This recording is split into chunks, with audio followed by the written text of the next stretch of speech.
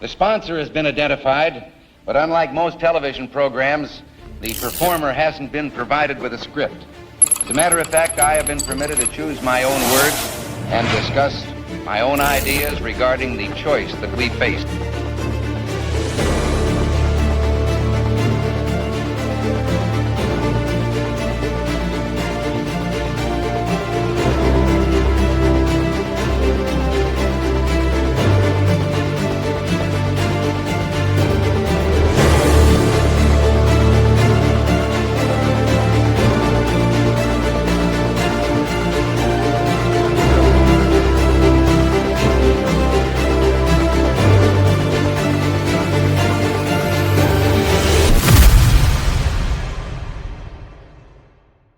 Welcome to the Open Train of Thought podcast. I'm Sam Blue Sr. Thank you for joining us for real conversations, real perspective with real people. This podcast is a place for open dialogue on the issues that impact our communities, culture, education, politics, and future. We believe that understanding begins with listening, even when those opinions are different. So sit back, get comfortable, and help me in welcoming tonight's special guest, Dr. Yacara Mungo, an administrator, educator, researcher, a thought leader with an intense passion for public policy, education, and community engagement. She joins us to share her perspective on some of today's most debated issues. Please join me again in welcoming Dr. Yacara Mungo to the Open Train of Thought podcast. Hello, everyone. Hey, how you doing? I'm great. And before we get started and play our disclaimer, I wanted to just see if you wanted to take a minute just to, tell the viewers about yourself. Of course. So my name is Dr. Yacara Mungo. I am born and raised in Charlotte, still currently there.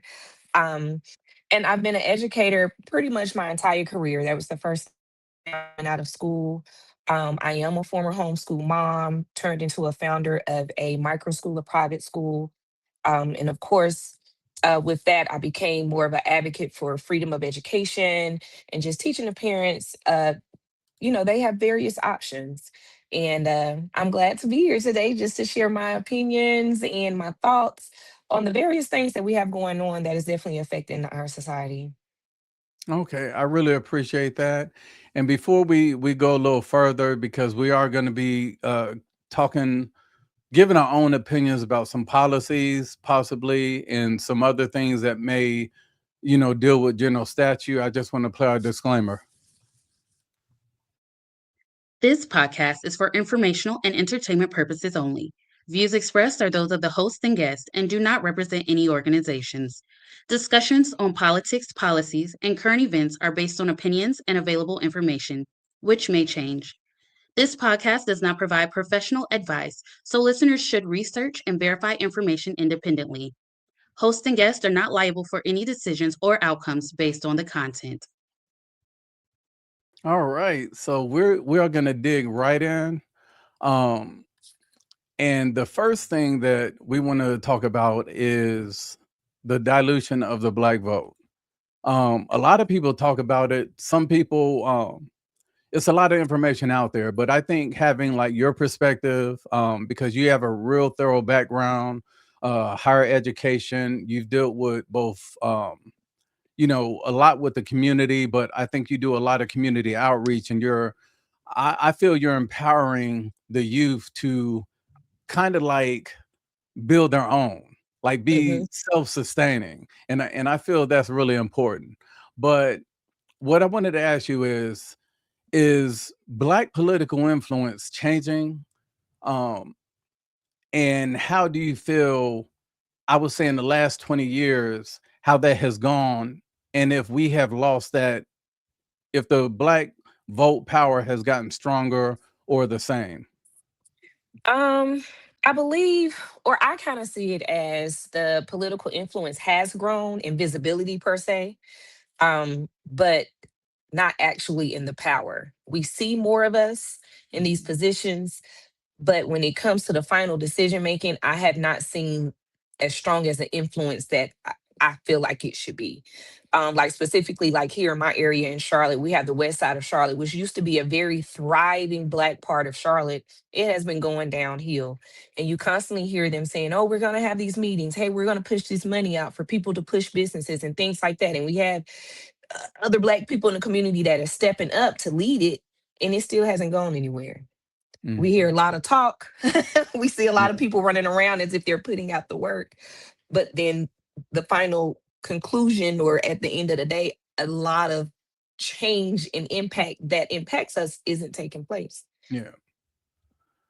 Okay, I definitely agree with you. And I think when we look at the past 20 years, I kind of feel like I don't think we have grown stronger. I believe we have grown stagnant. In saying stagnant, I mean it's easier to pacify us. Rather than actually doing action, is more about symbolism. And I'll use the last governor as an example of what I think. When he ran for re-election, it was kind of tight, but he promised to have a task force for reparations. And he promised that he was on his campaign trail doing that for his re-election. And once he got re-elected, the 7 people that was on that committee end up just they turned in their paper, their organizations got a little check, and that was it. So I think the symbolism of hearing, oh, we're going to get reparations, like California did it. When all those Black folks in California came out within 6 months with the dollar amount, this amount would be tax-free. Like they had it right there. The governor got the Black caucus to vote against it. But that's what he ran for, to be elected for re-election, and that's what got him re-elected. So I just think I'm not going to say we've gotten weaker or stronger. I think we've just become stagnant. What do you think? In a way, I can agree that I can see the stagnation and the pacifying. They give us just enough to make us happy, right? To simmer down, and then that's just what it is. There's no more movement after that. So yeah, I can see that. You pretty much, I feel like you're saying what I just said it in a short matter. We get to having the meetings, and hey, these are the plans, and this is what we're gonna do, and this is the budget. Then nothing happens after that. Yeah. And so with saying that, what has the biggest impact on Black political influence today?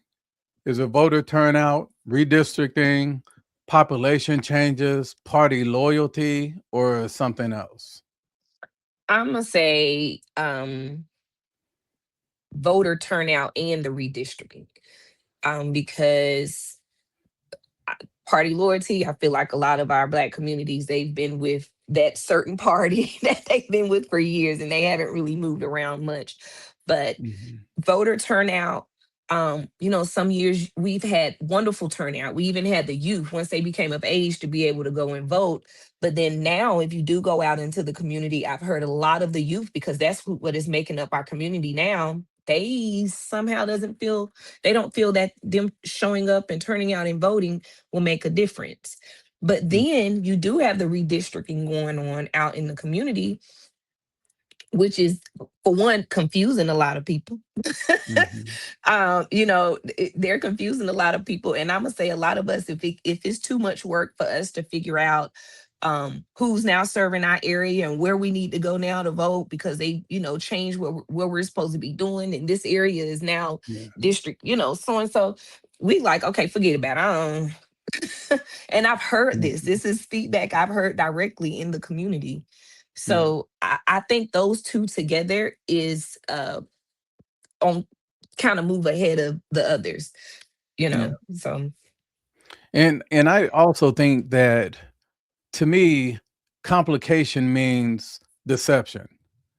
So to me, it seems like most politicians, especially if they have like different aspirations. Like they can care Mhm. less about the constituents. They just know that they can get unlimited money, unlimited access to insider trading for stocks. You know, if they get on a certain financial board or a committee, and they have to actually pass those laws that dictate interest rates for Visa, MasterCard, Mhm. American Express. So, you know, you'll see them dropping stock, selling stock, and a lot of them won't report it for a whole year, and then they'll get penalized. The penalty is just $100. So somebody cannot report $300,000, and their only penalty is $100. To me, it should be a percentage of that amount. It should Yep. be 7%. If we talk about taxing, you know, making everybody pay their fair share, if a congressperson or a senator makes $3 million, they should have to pay taxes on that, because we all know that they use the committee meetings. They know. Yep. So I think that for me, the biggest impact on the black politics is basically party loyalty. Um, I'm a type of person. Me and my wife, our family, we're unaffiliated, and people are like, "Well, you're independent." I'm like, "No, we're unaffiliated." And they're like, "Well, why aren't you a part of like Republican, Democrat, or Independent?" I said, "Because for my whole life, I was Democrat until uh 2012. I was always Democrat no matter what. But then after I started switching it up, Clinton, Bush, Clinton, Mhm. Obama, Romney, Tulsi Gabbard, I started to switch around on who I would select, because I started paying attention more to policies. But the one the one Yep. thing that I found out was the last election, I was polled 13 times. Mhm. Now, my whole life, I had never been polled. Never. Nobody ever called and said, "What are you looking for?" Or like, I was on 3 panels. I was on Senator Dan Blue's panel, his town hall, Cheryl Wow. Beasley. I was on Mhm. hers. And I was like, now my voice is no longer a whisper, it's a shout. Mhm. So that's why I kind of promote, especially the black community, to become unaffiliated. Because if you are registered independent, they still can pull your voting records. Mhm. But if you're unaffiliated, you're kind of like in a gray area. So I get a whole lot more phone calls because of that. Mhm. So that's how I feel my voice is heard. So what are your thoughts on that party So affiliation? I have been independent. I didn't make that decision, of course, until later in life, because similar to you, majority of my family growing up, we were Democrats. But Mhm, when I became of age and started paying more attention, which actually was when I was in college, that's when Obama was running. Because mhm, Biden came to our school, like it was a whole mhm, bunch going on. And because I was a part of the Democratic Party at that time at the school, and but when I started paying attention as years started changing, I'm like, what what they have going on isn't working for me. mhm, What I have going on with the vision I had for things I would like to happen. So I did become an independent, but I started more so voting for what I felt worked within my mhm, community. Especially when it came to our local votes, it might have always been a straight Democrat ticket. I was jumping around based off of what, again, going to the city council meetings, showing up at yeah, the community organization meetings, now learning, okay, well, what are they saying they're going to push, or what are you going to be able to do in my community? Because that, yeah, sticking to that one party, as I saw, wasn't working, because the impact that I saw was needed was not coming from just them alone. um mhm, and I do say, a lot of us, we need to be educated, pay more attention, and not just with, well, that's what we've been doing all these years, because that you do here. That's what we've been doing all these years. And then it's like they forget there's other parties. They think it's mhm. just those two parties. It's not, it's more than those two parties. And we need to learn to go do our own research, which has been an issue with us for generations, not going to go find information out on our own, you know. Yeah, yeah. And I definitely agree with that. And that's the reason why I feel party loyalty is the biggest issue, because there are people in families like will disown. Like there's some of my family members that don't talk to me, and I can care less. All I care is about the Mhm. well-being of my family and those I care about. Mhm. And I also understand that everybody doesn't know what's necessarily best for them. Right. But I know the amount of researching, going to the General Assembly, going to city council meetings, interpreting. Um, my wife used to always get on me about watching C-SPAN like all throughout the day. So when people see this snippet, I was like, yeah, I watched all 3 hours. I saw them going back and forth, debating on why something should be in a bill or something shouldn't. Mhm. So I'm kind of like Kobe Bryant. Kobe Bryant said, if the game's on the line, he's not passing the ball because he knows that nobody else on that court has put in more time than him putting up shots, to win games. And to Mhm. me, you need to show me that you're a good researcher, you're non-biased in your research, and you actually study the policies, not just, oh, I'm going to vote on affordable housing that they put on the 2022 ballot for North Carolina. Mhm. But then when I looked at the budget, it had $0 for advertising. So if you're not advertising, that tells me you're not going to do it. Right.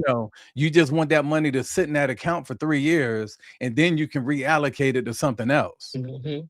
So that's one of the things. Um, so should Black voters continue supporting one political party by large margins, or would greater political independence increase influence? I believe greater independence will. So that comes to us now, again, paying attention to what the policies are, right? Um, and then we might have a influx of votes on a certain party. That's when that'll come in. But I really Mhm. think they need to pay more attention to the policies and what is really affecting the community, and not just sticking to that one party, regardless of what they have Mhm. going on. We have to change that mindset. So moving into that, when we talk about dilution of the Black vote, there has been something called birth tourism. And there's at certain points, like I remember like back when I was in the army, we would watch CNN a lot and we saw like different stories. Mhm. But then now the same people on CNN is saying like that's not really an issue. So what I want to do is just share this video, and we'll watch it. It's about 2.5 minutes, and we'll talk about it. And I have a few questions for you after that. Okay. Federal officers streamed into more than a dozen apartments on the hunt for evidence. It's their biggest crackdown so far against so-called maternity tourism, package deals for pregnant Chinese women so they can give birth to American babies. That's not illegal. Making false visa claims is. These people were told to lie, how to lie, so that their motives for coming to the U.S. wouldn't be questioned. In the fancy palm-lined suburbs on the edge of LA County, a local lawyer has been leading the search for maternity hotels. This is one here that has been reported in a formal complaint to the City Council.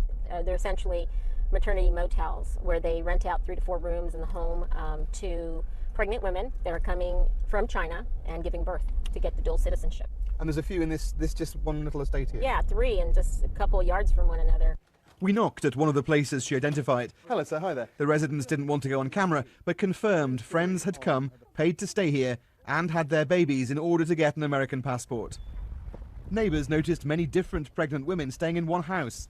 And what I've kind of seen is that they're just here for a brief time till they have children, and then they leave, and then within the same day, other families move in. So I think they're circumventing our legal process to become citizens and to use some of the benefits this country provides. So I don't think it's right. And this building is often the first port of call. Every week, dozens of Chinese women with newborn babies come here to get American passports for their children. Few families wanted to be identified, but said their motivation was China's one-child policy.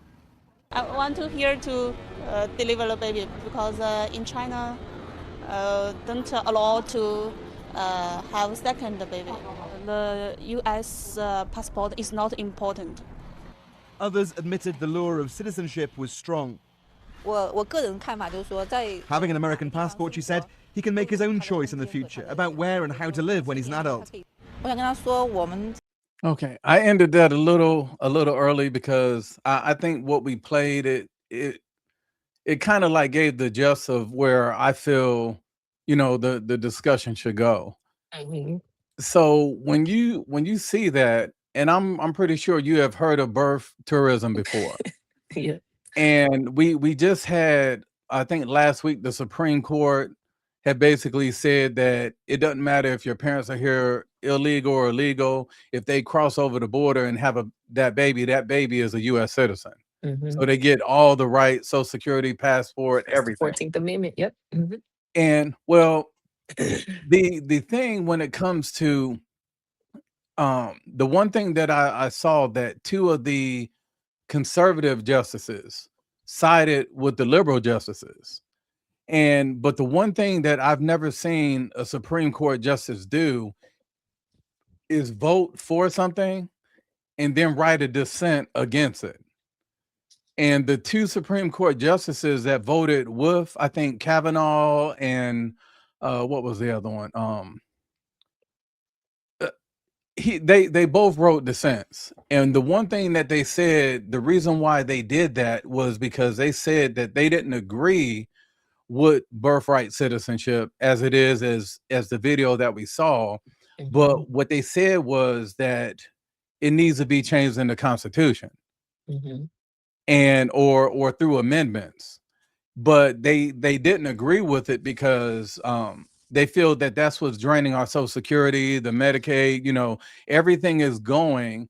And when we saw those the Chinese woman was speaking, soon as they get that stuff their child is raised in China, Mhm. they literally can file for absentee ballots. They can file for, for anything, like any resources, public housing, college, all of that stuff. So what do you think about the video? Well, for one, when I first heard about it, it's been a while. You know how you hear stuff, you're like, what? They doing what?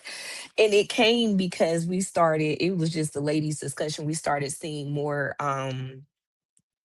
advertisements for I lost my word. Who my word is out my mind. The ladies who carry surrogates. We started seeing a Yeah. whole lot of uh advertisements for surrogates. And so the conversation went from, I wonder if people are coming here to do that. And then we got into birth tourism because another lady mentioned, she said, well, they're coming over here just to have a baby. You can rent a house out, da, da, da, da. So Mhm. now I went and researched it. I haven't seen that video, but I went and looked it up, and thinking of that and seeing that how easy it is to gain citizenship here, which you constantly hear, I know it'd be hard for them to really vote against it and change it because of the 14th Amendment. What they probably should do, because for one, I don't really agree on it because it is straining the resources we have for the people that are living here and are citizens. They might have to do a better approach at um the visa applications and the fraud and things like that, the information that they're Mhm. providing on coming into the country. They have to do a better job at going through all of that, the compliance with that, I Yeah. think, because they're not, it's going to be hard to kind of change that again with that amendment. I mean, with the 14th Amendment that we have in place. Um, Mhm. Well, legal use of existing, it is, I think it is illegal use using the laws that we have in our country, because that was definitely mhm. a loophole to say all I need to do is go over there and have a baby, because we can't really do that anywhere else. Yeah. I have to go be create a business or provide some type of economic, um if I go over there to Africa, so it's like you can't really we can't really go do that anywhere else as much either. Mhm. Yeah, I feel that it's definitely been exploited, but my look on the 14th Amendment is I don't think it applies now because to me the 14th Amendment was for black descendants of slaves. Was. Yeah, it was. But the thing is like somebody said, well, there's no difference. And I said, yes, there is. Slaves were forced to come here to this land. They didn't voluntarily come. They were forced.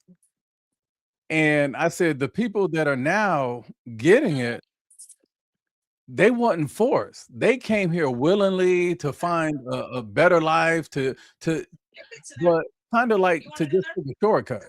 And our neighborhood is really diverse. We have Indians, Africans, Mexicans, Europeans. Like it's a real diverse neighborhood.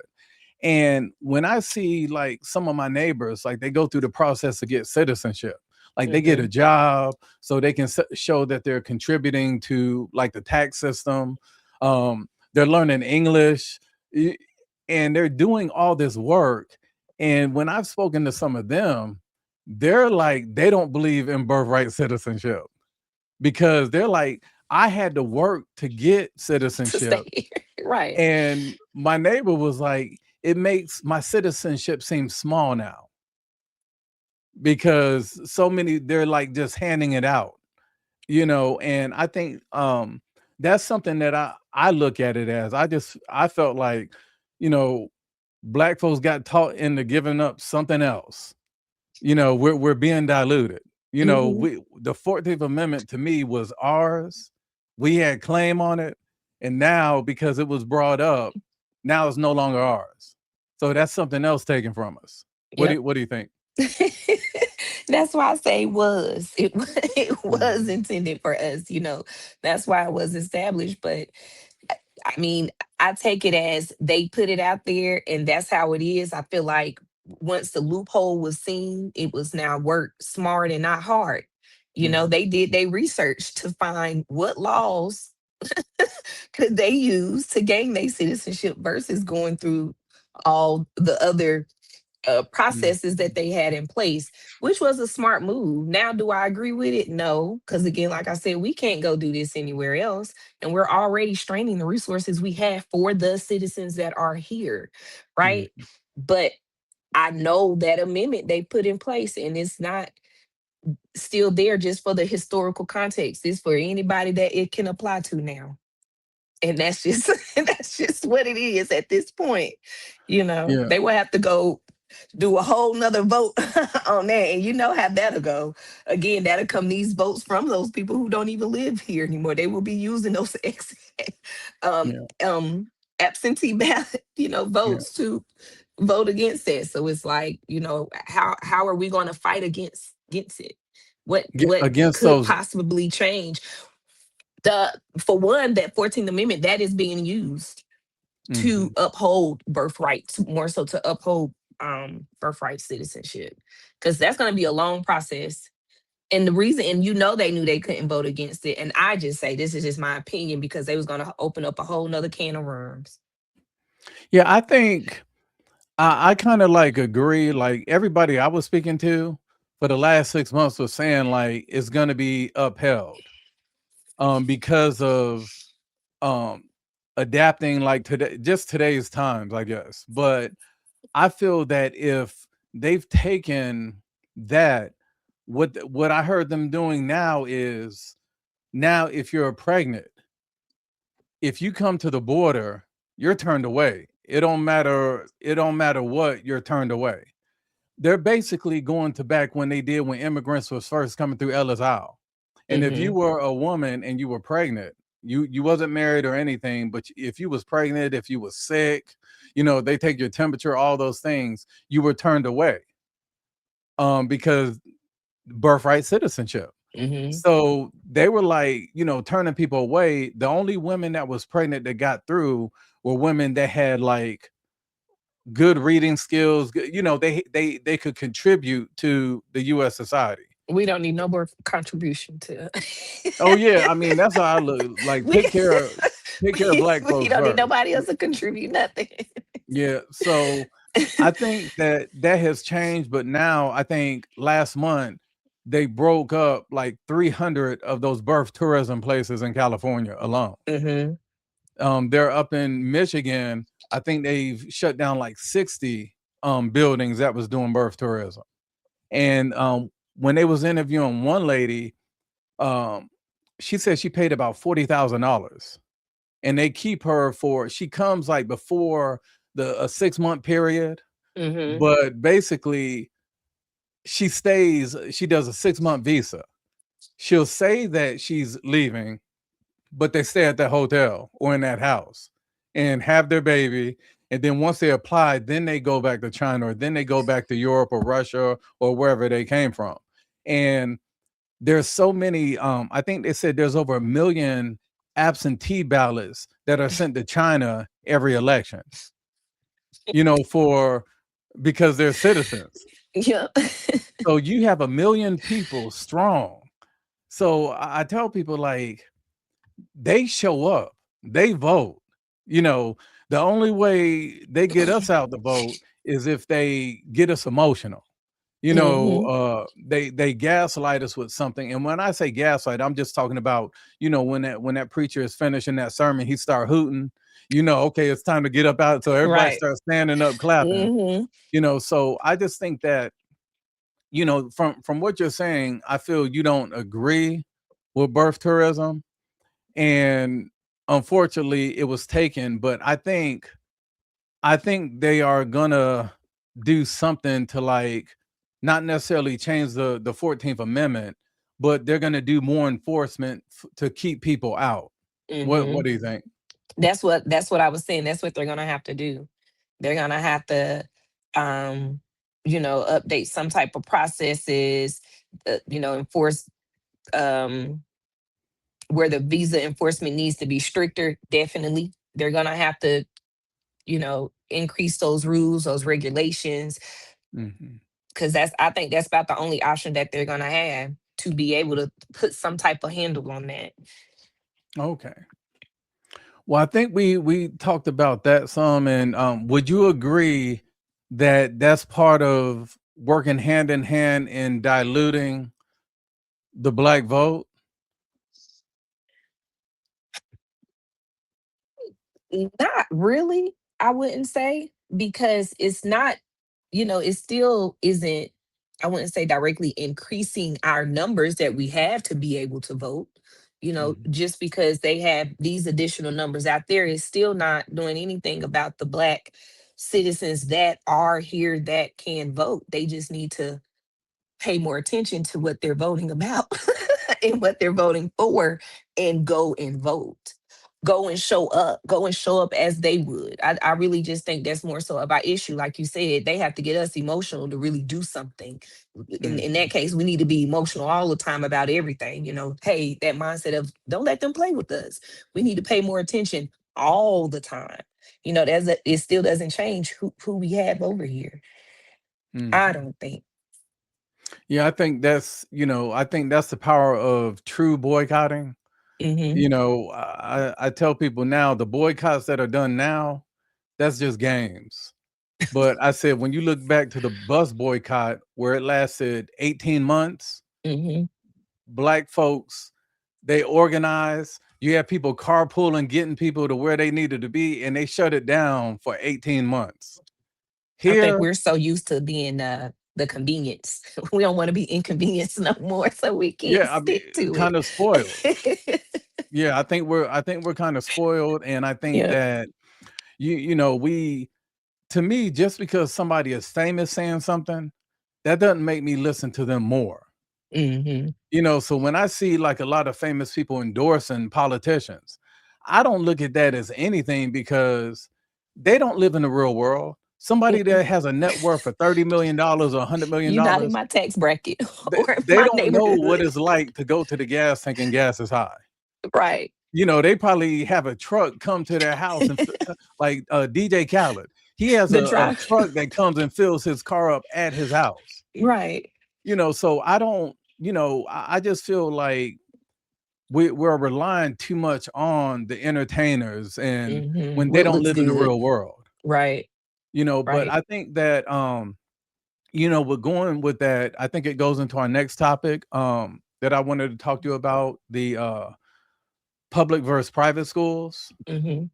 And before we do that, I wanted to play something from your organization, your school. Okay. just so people can like kind of like get a grasp of what you guys doing. Okay. Welcome to STEAM Wednesday at Enlightened Legacy Microschool Academy, where learning grows from the ground up. Each week, our students explore science, technology, engineering, art, and math through hands-on agriculture and environmental learning. We begin right here at our Elma School Garden, our living classroom. Students tend to their garden beds by watering, weeding, and observing how plants grow. Older students collect data and chart progress, while younger learners explore the textures, colors, and smells of nature. Next, we prepare our grow boxes for seedlings. Students layer cardboard sticks, peat moss, and nutrient-rich soil to create healthy foundations for plants. They also help set up fodder systems growing sprouted feed for our farm animals. Through these projects, students learn how sustainability connects people, plants, and animals. Some Wednesdays, we take our learning out into the community by visiting nearby gardens. These visits allow our students to meet local growers, see creative gardening methods, and understand how teamwork helps communities thrive. The highlight of STEAM Wednesday is our visit to the Mungo Tribe Family Farm, proud sponsor of Elma's Agriculture Education Program. Here, students connect directly with the land and animals, helping in the garden, feeding goats and chickens, and learning to care for horses like Eclipse. These hands-on experiences teach responsibility, empathy, and respect for living things. At Elma, we believe true learning happens when children's hands and hearts are in the work. Through STEAM Wednesdays, our students don't just learn about science and sustainability, they live it. Every seed planted and every animal cared for helps grow creativity, confidence, and character. Because at Enlightened Legacy Microschool Academy, we're not just growing gardens, we're growing future innovators and leaders.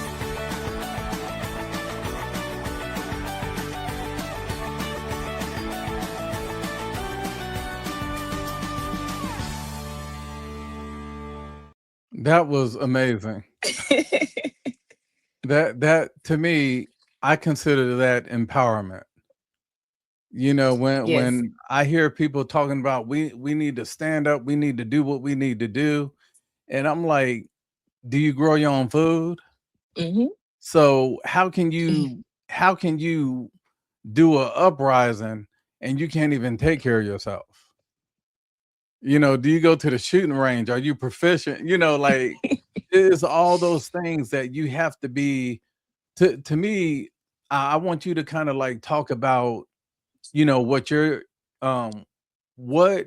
was in your heart for you to start, you know, to kick everything off with Elma. Right. Right. So, as I said at the beginning, I'm actually a former homeschool mom. So, starting off with my oldest, I had always already made a decision that I wasn't sending her to public school just because I didn't agree with the views and how things went with public school. So, of course, I'm not going to send my child somewhere where I'm gonna constantly complain. I'm gonna try to find another solution. So I also explored charter school. I no, I actually explored another private school, and then that just didn't meet what I wanted.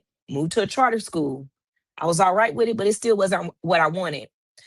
I sat one day and was just thinking, like, well, what I'm gonna do? Well, I'm an educator already. And in my mind, I started remember when my dad used to tell me, what you gonna do when you have kids? You gonna educate them? Because I always been in the education field, working at other programs. And at that time I did have an in-home daycare. Mm, Um, so from there, I decided to just take my daughter out and I started homeschooling her, did my research, started meeting other families that was in Charlotte, part of the homeschool network. mm, And from there, I started building my own curriculum, what I wanted her to learn, how I wanted her to learn based off her needs. And when COVID came around, my daycare expanded into like a tutoring and part-time school because we had students out of school. You mhm, know, parents didn't know what to do with the children. So I had to open up a session for my school agers, started bringing them in.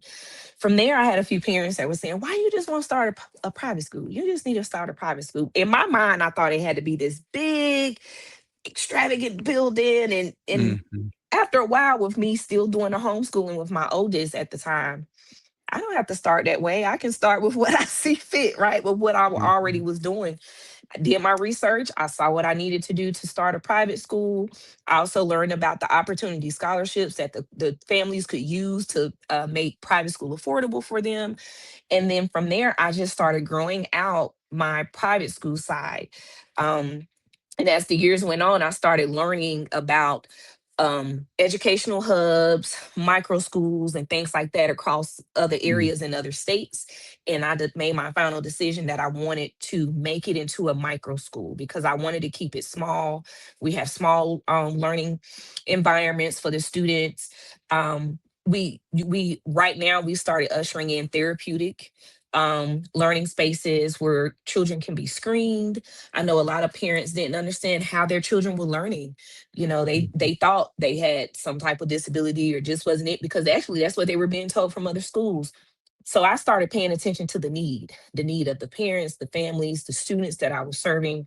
And so just moving on, we started mhm, expanding more, reaching more families, teaching them that they had an option. They could do their own research to see what works for their children. And then also getting them to understand that kids need um some type of social and emotional guidance too, because dealing with COVID, coming out of COVID, a lot of kids was affected, definitely socially, mm, emotionally, cognitively. They was everywhere, you know. mhm, So just building off of that, we got into agricultural too, because my oldest, she was kind of the streamline of everything I started putting together, because she's mhm, 17. This is her second year in college. She was an early graduate. She's an animal science major, so she's now in college. But she's interested in animals and agriculture. We started getting into that, learning how to grow food, something I took from my granddad. I introduced it into the school. You know, mm, we had the farm to preschool initiatives that North Carolina has. And I started mm, looking into other things. So now we teach agriculture. They get to deal with farm animals.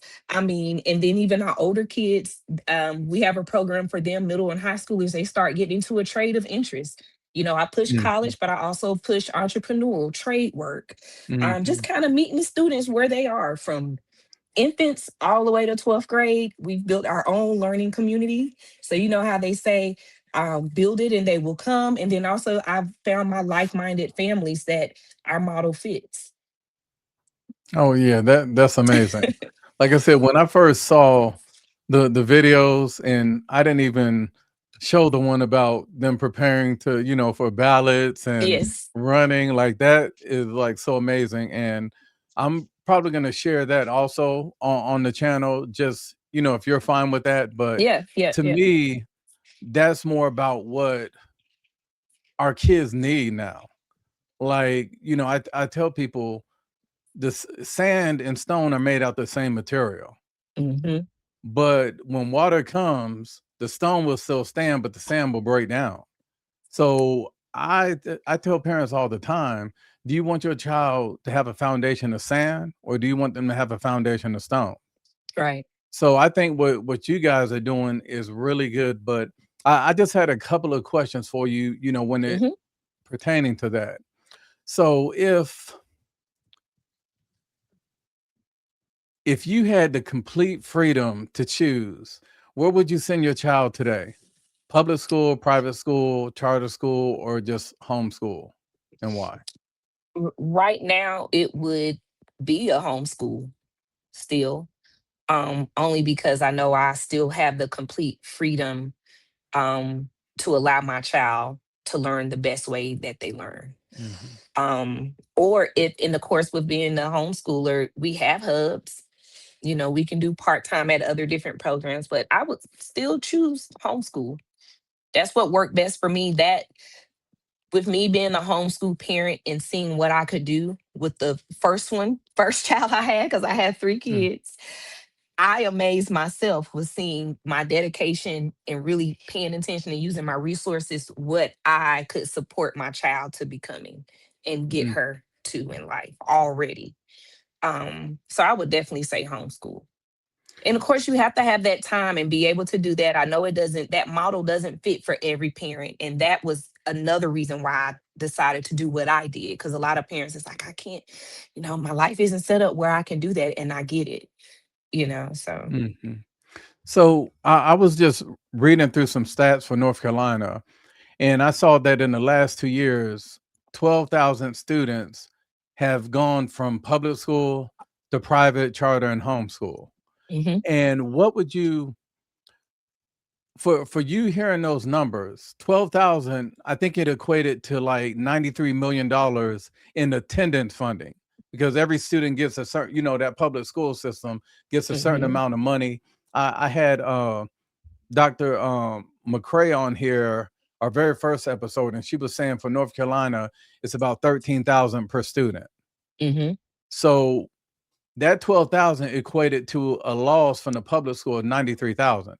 So what would you say is the single biggest challenge facing American education today? Student discipline, parent involvement, curriculum, teacher shortages, funding, or something else?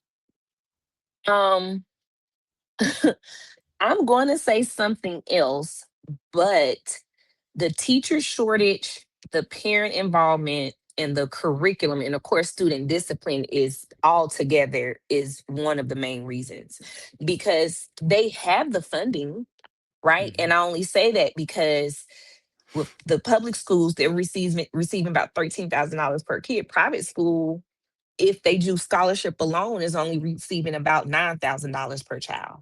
But they're able to provide more resources and more services, but less funding. And I know this, of course, because with my school, we're a nonprofit and we only take the scholarships funds from the parents, right, to make it affordable. But we're able to provide the small class sizes, additional resources like therapy, learning spaces, additional assessment, screenings, diagnosis, like all of that, all the way, even tutoring in after school, right? So I just feel that the public model, right? Because they have certain curriculums and restrictions that they have to stay set to, I think all of that together without the funding is one of the main reasons because a lot of the parents leave because the class sizes are too big. I know one family, no, three families I had to leave one of the schools. She told me it was 30 kids in a first grade class with one teacher, and they might have had an assistant, probably, right? They might have had an assistant. If they're receiving that much funds for the students, why can't they pay the teachers to get the training they need? Because the public schools are able to contract and get agreements with outside training resources to come in and help our staff. Why can't they do that? When it comes to discipline, a lot of it is the students crying out for help. I only say that again because I've had kids with some serious behavioral issues, but we hopped on it from working with the family, getting into therapy, knowing each child don't learn the same way. So just seeing what works best for them and just taking the time to do what we need. So I really think that the public school system have became really more of that, just the institution, and we're just working off of like robots now and not really taking the time to work with the families, work with the students, really look at the curriculum and see what's working because I think the public schools should have various curriculums that could be used, right? And not just that one line, that few that they have, because certain curriculums don't work at all of the schools in all of the areas. And they know that. Standardized testing, you look at those stats, a lot of the students are failing, right? Yeah. At what point in time have they stopped to say, well, maybe these kids just have test anxiety or they don't do good with testing? Let's find some other methods. That's why I decided to do project-based learning. Because if they can regurgitate and present to me in a model that they understand the information, I feel like they've learned it. They might not do good sitting there looking and just trying to answer A, B, C, or D. But we still do the standardized testing, but now they have more assistance. So, we can keep those stats because that's what we still have to do. So again, I don't think it's funding. I definitely know it's the teacher shortage because they don't have that real commitment of educators anymore as they used to have back in the day. Parent involvement, most definitely, because a lot of parents are absentee. You don't hear nothing from them. Those curriculums are not working for all of those students. And student discipline, they need more. They definitely need to usher back in some emotional learning development curriculums to work with the students. What about the thought of that? Bringing that back in there, that can cut down on some of those discipline issues. Yeah, I think people are tired of their child not learning. That's the reason why 12,000 students have left. And I think it's going to continue. That's why I'm a supporter of school choice. Because to me, school choice, well, to me, the private schools was a way of segregation because Mm-hmm. you had to be a certain class to be able to afford to pay for a private school. And I can use a situation from the old governor of North Carolina, Roy Cooper. He did a 2-minute commercial on the foundation of public schools, on how they're like a mainstay of the community. They're the foundation of the community. But then Mm-hmm. his kids, his daughters went to St. Mary's, which is about 54,000 a year. And that's K through 12 is 54,000 a year. And they went through there for K through 12. Son went to Ravenscroft, which is on the low end. K through 5 is about 22,000. But Mm-hmm. then when you go to what they call the upper school, 6 through 12, it's 42,000 a year. Mm-hmm. So how can you advocate for something that you've never used? You're talking about how it's the mainstay and the foundation of the community, but yet you didn't send your kids there. Like our son, he went to public school, Mm-hmm. but we were definitely involved. Like I remember when he first went to 9th grade, he came home and he had something on his schedule. It said healthy living. Mm-hmm. And I looked at the NCAA accredited courses and it wasn't on there. And he was like, "Well, Dad, they said I have to take it." I said, "No." I said, "You go back to that guidance counselor tomorrow and tell them to take this off and give you something that's NCAA accredited, Mm-hmm. or I'm gonna be there." He came back with that schedule change. Because to me, healthy living is the class they just give the coaches. Yeah. Because to Yep. be a coach, you're supposed to be a teacher at the school. So they Yep. give them like this easy class. Not Mm-hmm. all coaches, some. Just some. So Yep. Yep. Yep. so we told our son, you're not gonna waste time in school. It's gonna count. Like, you're gonna take Spanish 1, 2, 3, and 4. You're gonna keep Right. taking all these maths. And I think it showed because I remember when we did a visit to Georgetown, they looked at his schedule, they looked at his GPA, they looked at his SATs, and they were like, I think Georgetown was like 66,000 a year. Mm-hmm. They were like, we'll give him an academic scholarship but we'll give him like 64,000. So me and my wife, we're like, shoot, we just got to pay 2,000 for a Georgetown education. They only have a 12% acceptance rate, Mm-hmm. but there was another young man that was there and he had a 4.0 and they turned him down because he didn't have any AP classes. He didn't have any honors classes. And basically what they wanted was someone that pushes themselves, Mm-hmm. not to just be normal. And for me, our son did well in public school. But if money was no problem, he would have been at Ravenscroft. He would, because when you see that money, everybody that I know that their child went to Ravenscroft, they know economics, they write in cursive, they can read the Bill of Rights, they can read the Constitution, they can tell time on the clock. I showed my wife a video today of this guy showing like an analog clock to all these kids, and out of 30, maybe 5 knew how to read the clock. The clock.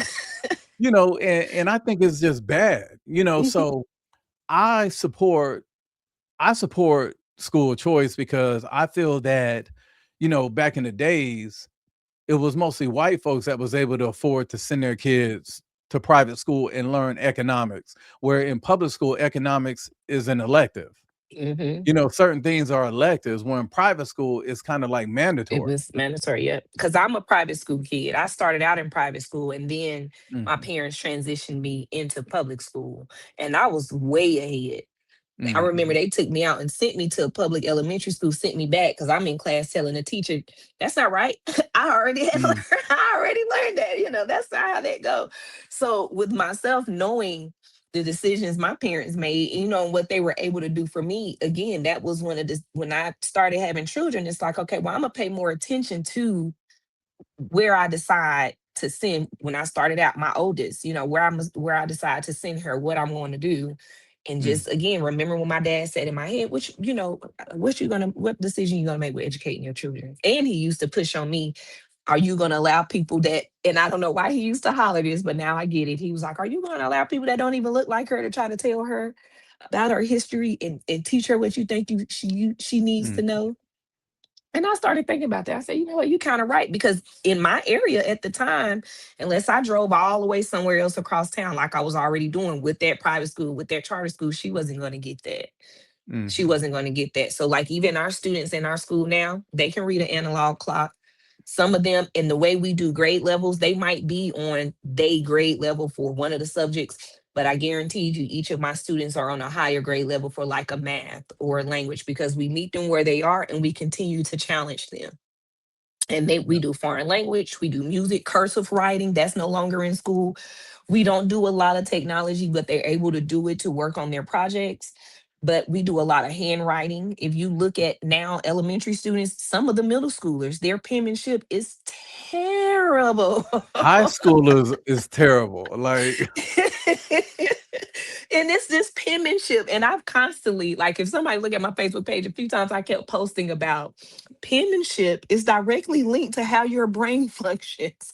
I need for you guys to get back to writing things down, because that is directly linked to how your brain functions. But it's again with education, I think it's gone specifically in public school to what is possibly convenient and the bare minimum. Because when I was in public school for high school, our guidance counselors brought us in. Where do you know where you want to go? What do you want to do? Okay, let's look at the classes that you're taking. Is this going to work for where you want to go? We had that. A lot of the high schoolers that I'm dealing with now, they haven't even had those conversations. They don't even know what the next step is, what classes they should be taking. And so that's how I know they've started talking about diluting. They have started diluting public schools, specifically in certain areas, I know. Because again, if I go to the other side of town, it's totally different. They have all the open positions in school filled, the guidance counselor, the therapist, the nurse, like the support staff, everybody, their positions are full and they're getting what they need. But in other certain communities, which is mainly who I try to push to, because I want them to understand they can make a decision. Public school isn't the end all be all. Let's try it out. Let's see if it works for your students. And they have. I have parents that drive almost coming from the South Carolina border that comes to me. When they kids started coming in, they started seeing how they could excel and how they started gaining their love of learning. That discipline, that the children behavior a lot of times come because they're not interested in learning. They're not, but they should be paying attention and changing the classroom environment and how they're teaching, but that's not what's happening. So yeah, there's a school, I believe it's in Atlanta. It's a white guy. He started the school in Atlanta. And I believe it's a charter school. And they have one of the highest graduation rates, college acceptance rates.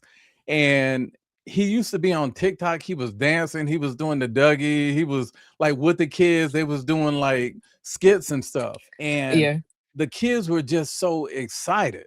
Like some of the parents they interviewed said, my child wakes me up in the morning to make sure that they're on the way to school. And right now, I think it's one of those things that everybody I speak to that takes a child out of public school is that they feel their child isn't learning. They're starting to hear, and I'm talking about K through 5. Yeah. There's one guy, he has a daughter, and he's put her into private school because she was talking about gender and stuff like that. He's like, I just need you to know your numbers, your math, your reading, and your science. He's like, I don't need you to learn anything else. That's what you're going to school for. So I think sometimes the system and about the money, because North Carolina has the money, but I think they have the money. I think the teachers union suck up a lot of that money. Because I don't feel teachers union should be mandatory for public school. It should be voluntary that you that you pay into it if you want to. Mm-hmm. But I think they're talking about the dues are going up to like $800 a year or something. And teachers, North Carolina, to me, teachers should be, I don't feel any teacher that has been teaching 10 to 12 years should be making less than $90K a year. I don't To think so me, it either. should be kind of like the military scale. When you've been in a certain amount of time, you get certain degrees and stuff. Like you should have a certain level of pay. Yep. But then when you try to incentivize the teachers and say, hey, the more kids that pass your tests, you'll get a bonus. But you look at what happened in Detroit, all the kids was passing, but then when they did their EOGs, they had like 100% fail rate because Mm-hmm. all the teachers were doing was going over the test and getting the kids to memorize the test. So when the proctor came in, they're like, man, these kids are finishing. They had like 2 hours and they're finishing in like 50 minutes because they was teaching them the answers. Yep. So that was a big scandal that was in Detroit. And I think also COVID has a whole lot to do with that because a lot of people was walking in the room while the kids on the computer, in that virtual class, and they're looking at the parents are looking at the screen, and kids is knocked out, mouth hanging open. Yep. You Well, the know, teachers weren't equipped to do virtual learning. it was 21st forced. century learning, they were not right, and they weren't equipped. They didn't even quite understand how to really run Mm. online learning for those students to keep them engaged. I saw it. I was sitting on there watching some of it, and I'm like, well, it makes sense. The teachers are struggling Mhm. and the students are struggling. You Yeah, know, I think that right there, those parents that started the homeschooling during COVID, hmm they was like, now they're conditioned. I can do this now, and my child is doing so much better.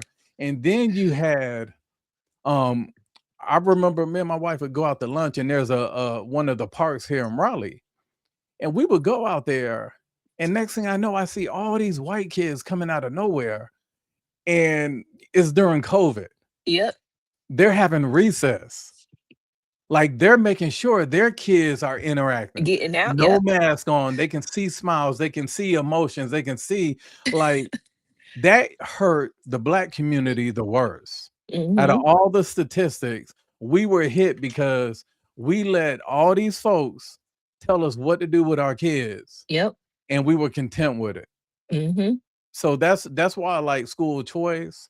And I do wanna ask you, so the way school choice is, North Carolina just they just overrode the governor, the hmm veto, because I think there was 2 Congress people that was in Charlotte, House members, and because they got voted out, they're like, "Shoot, well, we're gonna show up, but we're not gonna vote."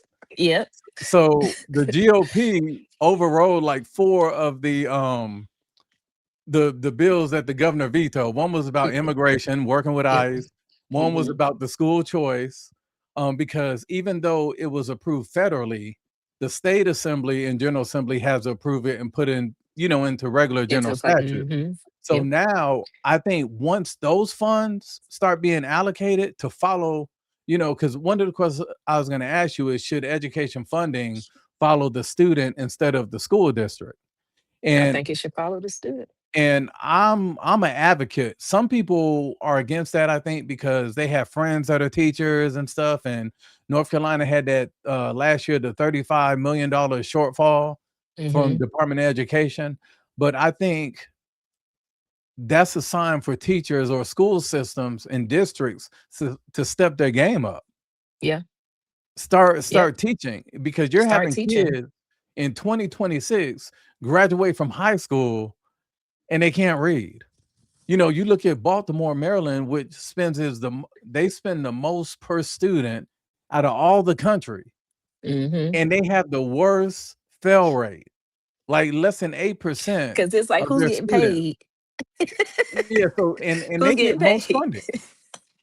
Where's So the money that's going? what yeah, so I feel like it should, and to me, because I felt like private schools with segregation, hmm now that money can basically like help, that family get them, get them to that better education. Just like people say Hmm. healthcare is a human right, to me, a good education is a right.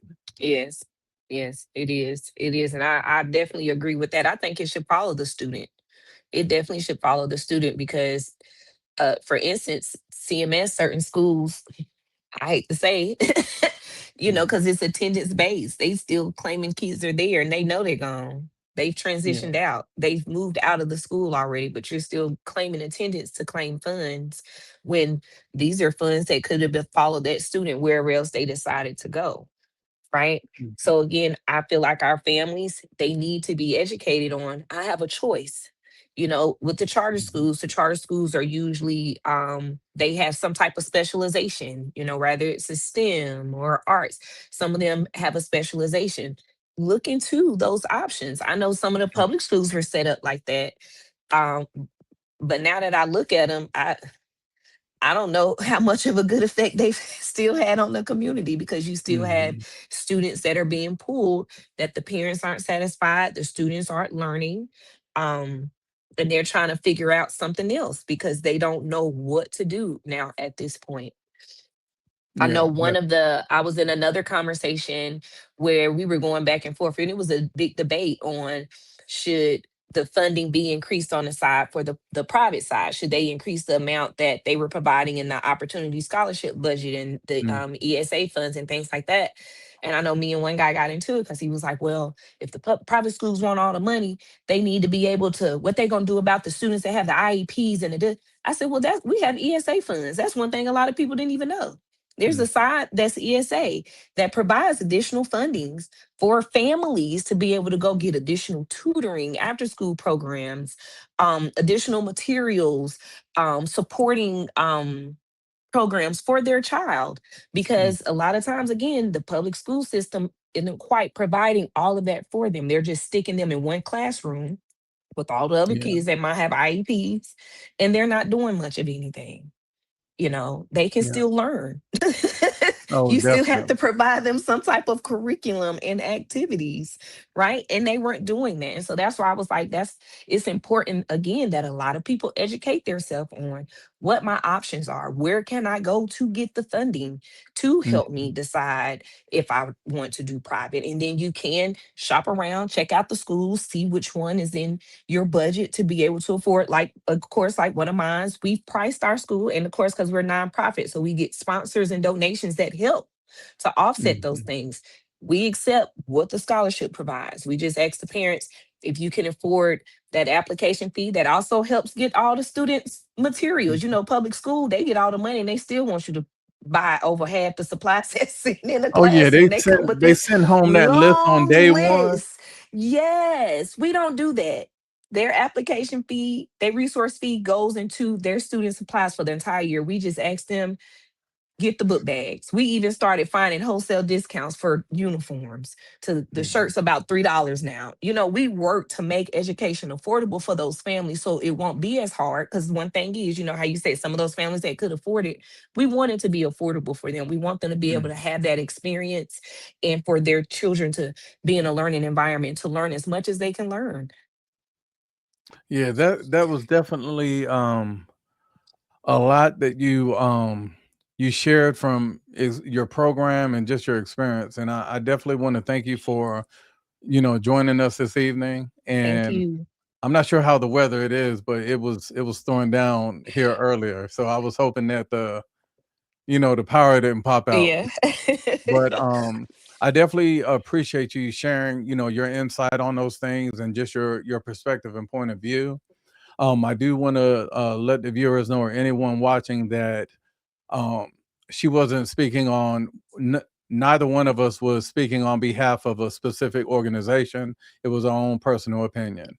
Yes. But I really appreciate everybody. Make sure you please subscribe and just share and allow us to continue to grow and just spread the word. But I'll see you guys next week. And thanks for joining an Open Train of Thought. All right. Have a good one.